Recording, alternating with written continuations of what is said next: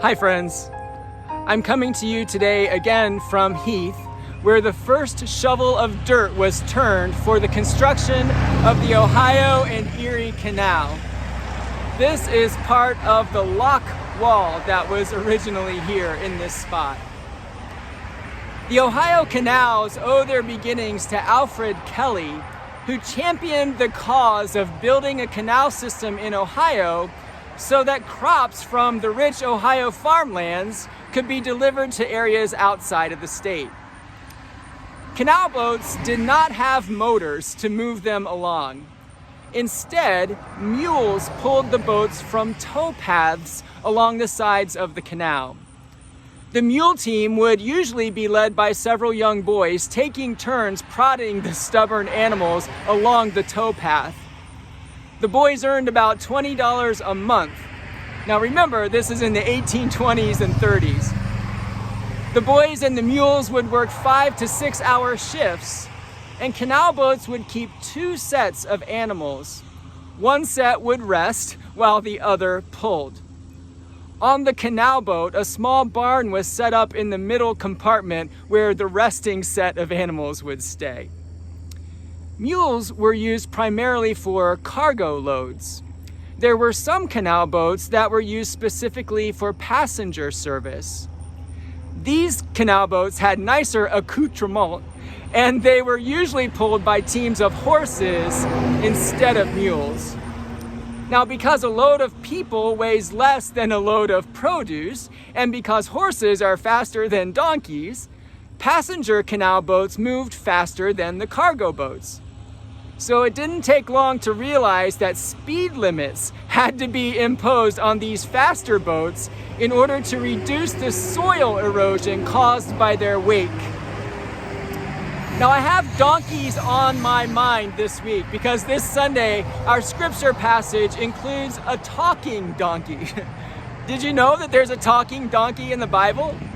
It's one of 2 animals that speak in the scriptures. The other is the snake in the Garden of Eden. Now, when I think about donkeys in the scripture, besides Balaam's talking donkey, which we'll consider on Sunday, I think about Mary riding a donkey to Bethlehem at Christmas, and Jesus riding a donkey into Jerusalem on Palm Sunday. Now, actually, in the birth narratives in the Gospels, there's no mention of Mary ever riding a donkey. We fill that part in with our imagination. But in the account of Palm Sunday, all 4 of the Gospel writers report that Jesus rode a donkey or a colt. And this is a significant detail for several reasons.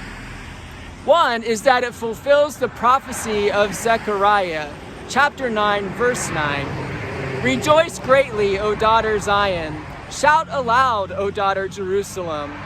Lo, your king comes to you.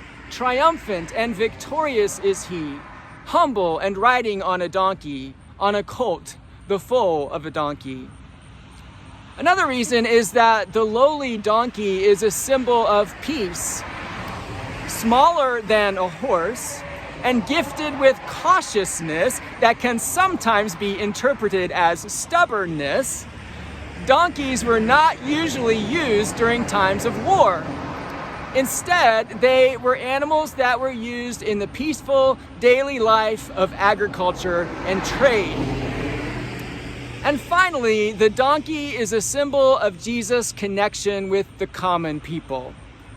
In the Bible, horses are usually mentioned in relation to kings making war.